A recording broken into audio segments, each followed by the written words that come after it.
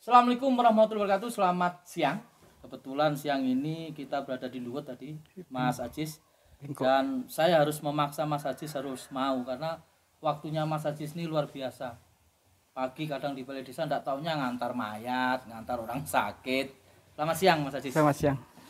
Pemirsa, Mas Ajis Santoso ini salah satu kepala desa yang mungkin beberapa tahun lalu menjadi sejarah.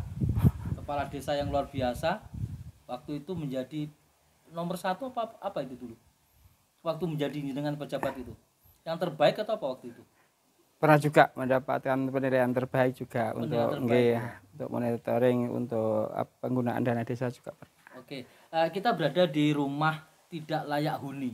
Iya. Mas Ajis mungkin bisa dijelaskan dari mana bantuan ini sehingga satu desa ya, satu saja yang iya. Ya mungkin Mas Ajis bisa jelaskan. Ya, terima kasih. Jadi kebetulan untuk tahun 2024 ini kita mendapatkan satu unit untuk bantuan Rutilahu ya istilahnya. Rumah tinggal layak huni. Sekarang bukan rumah tidak layak huni lagi, rumah Rutilahu, rumah tinggal layak huni. Kebetulan ini adalah bantuan dari Gubernur Jawa Timur melalui pemerintah Provinsi Jawa Timur bekerja sama dengan Kodam 5 Brawijaya untuk memberikan Rutilahu bantuan istilahnya rehab rumah tinggal layak huni yang berada di wilayah Kodim 0804 Kabupaten Magetan. Ini targetnya berapa minggu selesai? Ini targetnya sekitar akhir bulan Juli. Ini terakhir. Tapi alhamdulillah untuk pelaksanaan ini sudah mencapai 90%. Jadi tinggal finishing terakhir sama nanti pengecatan saja. Sebelum ini direhab, bagaimana kondisi? Memang parah ya? Dulu kita ajukan karena emang ini sudah lama mendapatkan bantuan. Dulu istilahnya ada RTLH, di samping itu juga istilahnya bantuan-bantuan dari lingkungan masyarakat sini. Jadi kemarin kita mendapatkan paket Rutilahu itu bukan berupa uang kita terima, tapi berupa material, yaitu untuk plafon, untuk teras, sama untuk lantai. Karena kemarin ada mau kita plafon, ternyata kondisi temboknya tuh sangat rendah sekali, jadi tidak memungkinkan untuk kita pasang plafon. Akhirnya kita berusaha untuk menaikkan temboknya dulu, biar layak untuk diplafon. Nah, ternyata begitu kita bongkar, ternyata rusak atapnya semua. Sudah rusak semua. Oke, kita tahu bahwa ini barang dibantu. Iya. Untuk tukang-tukang kan juga membutuhkan biaya, ini dari mana? Alhamdulillah, ini semuanya berasal dari lingkungan sini semua. Dengan sukarela bapak-bapak ini adalah istilahnya ikut kerja bakti lah, gitu membantu ya. Untuk berperan serta ya agar pembangunan Rutilahu ini segera selesai.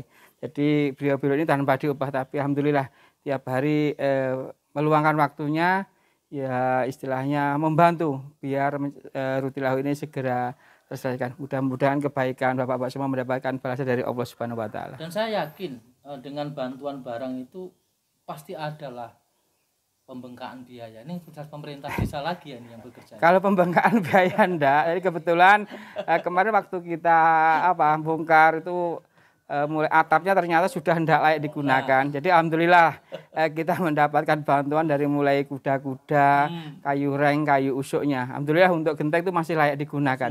Jadi ini untuk atap itu istilahnya rombak total. Semuanya adalah peran serta dari seluruh warga masyarakat Desa Pingkuk. Banyak yang menitipkan infak di sini untuk perbaikan rumah ini. Jadi biar istilahnya kita dapat Rutilahu tahun ini biar semuanya sudah semuanya sudah total kita ganti, biar nanti ke belakangnya itu tidak ada kendala lagi, sudah benar-benar rumah tinggal layak huni. Makanya ini yang menjadi saya menarik, bantuan berupa barang. Lah orang-orang yang ini yang rusak-rusak pasti dong akhirnya kerjasama antar warga, pemerintah desa kan gitu Mas Ajis. Yang jelas kita juga perlu sinergiskan, kita komunikasikan dengan Bapak RT, kebetulan ini kan ada RT 26, Bapak RT 27, kemudian juga warga sini. Di samping kita punya masyarakat yang istilahnya berkenan lah. Kemarin malah mau dapat bantuan ini tapi kita sesuaikan aja, kita fokus pada kegiatan Rutilahu dulu aja seperti ini. Untuk Desa Pingkuk sendiri masih ada nggak rumah-rumah yang harus dibantu? Kalau ada masih beberapa 1-2 itu memang masih layak dibantu, tapi saat ini kondisinya ya sebenarnya masih layak. Tapi ya nanti ke depan juga menjadi tugas kita bersama mengkomunikasikan, mudah-mudahan kita ajukan untuk istilahnya program bantuan Rutilahu seperti ini. Yang jelas kerjasama masyarakat dengan masyarakat BPJS juga. ini luar biasa. Ya seperti itu yang harus kita jalin karena kita paham sendiri bantuannya hanya berupa material. Kalau tidak kita kerjakan kan juga tidak bisa terpasang semua. Ya. Mas Ajis, terlepas Rutilahu atau kegiatan Mas Ajis selama ini, tapi beberapa tahun terakhir ini saya membidik Mas Ajis. Tahu-tahu di Solo, tahu-tahu di Surabaya pakai ambulan. Dan itu ambulan pribadi Mas Ajis. Nah, itu sebenarnya bukan ambulan pribadi, itu adalah ambulan hibah dari warga kita. Kebetulan tahun 2021 kita mendapatkan hibah 2 kendaraan ambulan lah.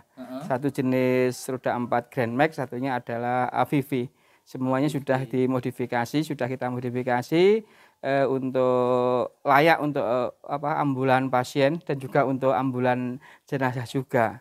Jadi itu kita pun sudah kemarin kita komunikasikan dengan yang memberikan hibah, istilahnya sudah ikhlas diberikan, akhirnya sudah kita balik namakan, insya Allah itu sudah menjadi aset desa. Jadi aset desa, ya? Iya, sudah plat merah menjadi asetnya desa, bukan aset siapa-siapa lagi. Berarti yang orang bilang desa mau ngadakan mobil-mobil Pingko sendiri nggak perlu gitu ya? Nggak perlu.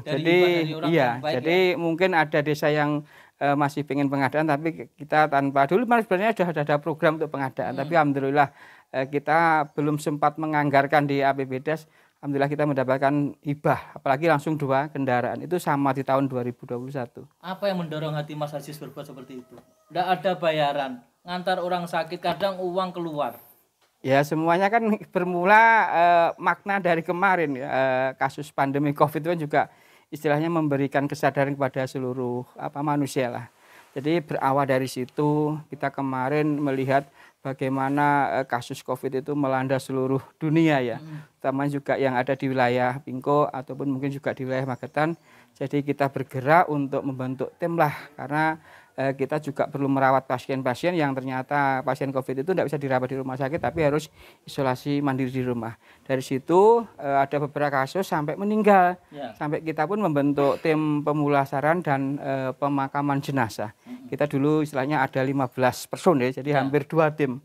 Nah, ternyata kegiatan itu menggugah dari hati masyarakat kita. Karena kemarin waktu kita itu awalnya hanya untuk pemakaman dan pemulasaran yang ada di wilayah Desa Pingko, tapi ternyata di wilayah desa-desa lain bahkan di Kabupaten Magetan karena kemarin banyaknya kasus kematian, jadi itu kan BPBD sendiri juga kewalahan. Jadi kita pun diundanglah untuk membantu pemulasaran dan pemakaman pasien-pasien yang istilahnya meninggal di rumah karena isolasi. Dari situ mungkin karena melihat sepak terjang kita, akhirnya adalah warga dari kita itu peduli dengan kegiatan kita, akhirnya memberikan hibah bantuan ambulan. Karena pandeminya sudah alhamdulillah selesai, itu kan tetap bisa memberikan manfaat, juga nanti yang memberikan hibah itu juga bisa mengalir pahalanya. Maka sekarang kita gunakan untuk istilahnya antar jemput pasien, untuk membantu warga-warga yang mungkin membutuhkan istilahnya fasilitas ambulan untuk ke rumah sakit seperti itu. Dan itu tidak hanya wilayah Pingko saja loh. Tidak. Kalau saya melihat. Iya. Jenengan kesana kemari itu pagi-pagi sudah di rumah sakit. Betul. Jadi pagi-pagi sudah dorong mungkin mayat atau apa itu. Ya ini yang menjadi kenapa saya harus bertanya. Sudah di lurah, juragan tebu. Dia tahu juragan tebu kan ijik dolanannya kayak mono. Ini yang mungkin bagi kepala desa yang lain jadi contoh. Mungkin Mas Ajis, sampai kapan Mas Ajis berbuat seperti itu? Ya kan katanya sebaik-baiknya manusia itu kan yang bisa memberikan manfaat untuk orang lain. Selama kita masih mampu untuk membantu orang lain, tetap kita siap sedia. Ya memang betul sih karena pelayanan kita itu kan istilahnya bahasanya kita seperti relawan 24 jam. Jadi ya tidak terikat dengan waktu. Betul. Pagi mungkin ada panggilan ya kita berangkat, tengah malam pun saat kita mungkin sudah tidur ya kita ya berangkat. Karena memang ya kebutuhan ambulan itu memang urgent, tidak bisa ditunda-tunda seperti itu. Jadi saya sempat telepon Pak Ajis, nanti aku di rumah sakit minggu. Mas Ajis, nanti aku ngeteni pasien. Pokoknya kalau nggak saya tembak hari ini mungkin susah untuk mencari Mas Ajis. Mas Ajis, harapan ke depan untuk Desa Pingko sendiri Mas Ajis? Ya mudah-mudahan lah dengan seperti ini kan juga kita untuk membangkitkanlah swadaya dari masyarakat.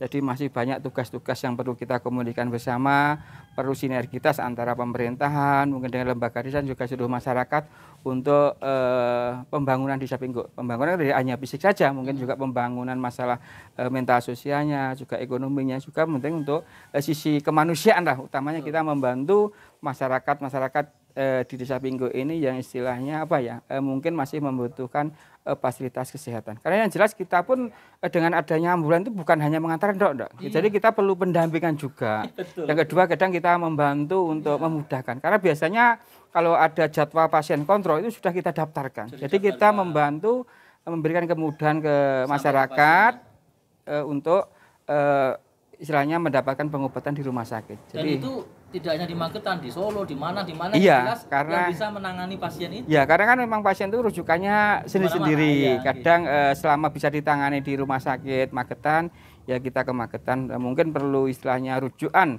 ke rumah sakit yang lebih bagus, ya mungkin harus kita ke luar kota lah. Ya ke Surabaya, ke Jogja. Kalau ke Solo itu sudah hari-hari sering. Dan yang jelas yang Mas Ajis bantu dengan teman-teman itu rata-rata di bawah kemiskinan ya. Ya seperti itulah. Rata-rata orang Ya. yang Biasanya kalau yang sudah mampu atau istilahnya kaya itu kan sudah punya akses untuk mendapatkan pelayanan sendiri lah. Makanya kita selain membantu siapapun, utamanya memang yang kita bantu adalah keluarga-keluarga yang kurang mampu lah. Tidak hanya di Pinggo pun di luar daerah ternyata kan seperti itu. Jadi dengan ini pun saya juga menjadi bahan saya. Ternyata di tempat kita di Magetan pun masih banyaklah orang-orang yang mungkin masih memerlukan pelayanan seperti itu, akses kesehatannya. Karena jadi kalau mungkin hanya melihat luarnya saja ya mungkin orang ya sudah yakinlah suatu daerah itu sudah maju, tapi begitu kita masuk door to door sampai ke pelosok desa-desa itu ternyata masih banyak yang perlu membutuhkan layanan kesehatan, utamanya dari kita ambulan. Tambahan 2 tahun BPD dan kepala desa. Apa harapan ke depan 2 tahun ini? Katanya tadi bilang kalau dibikin lama ya lama, kalau bikin sebentar. Lama nek bermasalah, nek sebentar kalau pembangunannya. Ya, kalau saya sendiri memaknai yaitu karena sudah merupakan suatu keputusan suatu undang-undang, kan harus saya terima. Sebenarnya itu juga suatu amanah yang berat. Karena dengan ada tambahan itu pun itu semakin istilahnya memberikan kepada kita bagaimana kita bisa memaksimalkan semua program-program itu bisa berkesinambungan. Satu sisi lainnya juga amanah berat karena ini sudah kepercayaan masyarakat kepada kita. Jangan sampai nanti dengan adanya tambahan ini malah menjadi menyalahgunakan lah, karena benar-benar suatu amanah dari masyarakat yang harus kita laksanakan dengan sebaik-baiknya. Yang jelas sinergi antara lembaga, antara masyarakat dan lingkungan itu harus wajib, ya. Harus wajib Mas Ajis lakukan ini. Ya, karena ini yang kita tumbuhkan. Karena suatu saat kan kita mengetahui bahwa dengan adanya dana desa ini kan jangan sampai kita dinabubukkan oleh dana ini, tapi kita tetap menumbuhkan sikap gotong royong di masyarakat, menumbuhkan sikap swadaya masyarakat. Toh suatu saat namanya undang-undang, ya harapan kita dana desa itu tetap ada sampai kapanpun. Cuma suatu saat nanti kalau memang ada pengurangan dana desa pun kita kan sudah tidak kaget, karena kita sudah bisa menumbuhkan gotong royong di masyarakat, menumbuhkan swadaya dari masyarakat seperti itu. Yang jelas tidak akan pernah berhenti apa yang Mas Ajis lakukan selama itu baik. Insya Allah selama saya masih berikan kesehatan, kesempatan sampai kapanpun kita akan terus berusaha memberikan bantuan kepada mereka yang membutuhkan fasilitas kesehatan, utamanya adalah layanan ambulan. Kita dengan teman-teman ya alhamdulillah sudah punya komitmen semua. Kebetulan ya tim saya itu alhamdulillah lah punya jiwa relawan. Jadi yang penting kita membantu, tidak usah mikir yang mana-mana. Gitu ya. Iya, seperti Mas Ajis, itu. habis ini kita melihat ambulan yang 2 itu. Siap. Habis itu saya pamit. Yep. Semoga apa yang kita lakukan bisa dicontoh oleh kepala desa yang ada di Magetan. Amin. Tidak ada hal yang mustahil kalau kita akan berusaha baik. Amin. Dan semua untuk masyarakat Kabupaten Magetan, terutama di Desa Pinggo. Siap. Saya akhiri. Wassalamualaikum warahmatullahi wabarakatuh. Waalaikumsalam. Teman-teman relawan 20 Jab harus tetap semangat. Jadi niat kita adalah membantu masyarakat yang tidak mampu untuk memberikan layanan terbaik. Selama ini yang bisa kita membantu hanya untuk layanan antar jemput pasien maupun jenazah, itu sudah merupakan usaha yang luar biasa dan harus kita laksanakan. Jadi kita sebagai relawan jangan memikirkan nanti ada hasil atau tidak. Yang penting niat kita ibadah, insya Allah akan dicatat oleh Allah suatu kebaikan bagi kita semua. Alhamdulillah, meskipun saat ini kita tanpa ada honor, tanpa ada pemasukan, tapi kita tetap semangat untuk memberikan pelayanan terbaik untuk masyarakat yang ada di Kabupaten Magetan.